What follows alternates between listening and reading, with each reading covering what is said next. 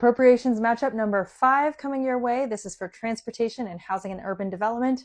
Warning, housing is a mess.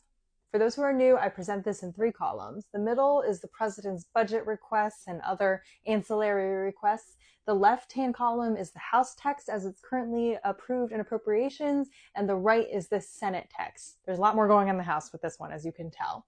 Because this is another big, complicated bill, I opted to go by titles this time, just like I did with the Commerce and Justice bill. If you want to see any other breakdowns, you can go see my appropriations playlist. Title 1, Transportation. The president asked for $26.7 billion in appropriations. The House, as usual, slashing and burning, mostly in public transit and rail development, so it's about a 14% cut. The Senate is basically matching the president, 26.7 versus $26.5 billion, so pretty much the same. And that does represent a 6% increase from FY25.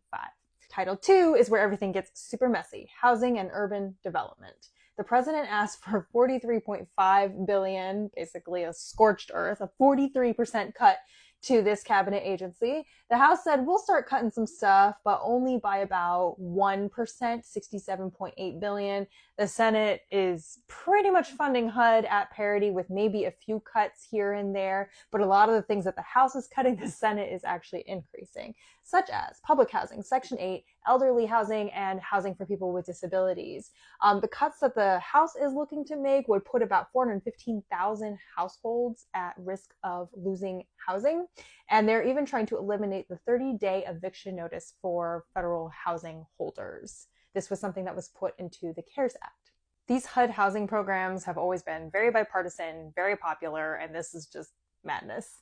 Title 3 refers to some independent agencies, and in this one, we have the Council of Homelessness being eliminated entirely at the president's request. The House is granting it to him in the bill text. The Senate is only cutting the agency from a little over $4 million to a $2 million appropriation. So as usual, the president's budget request is insane.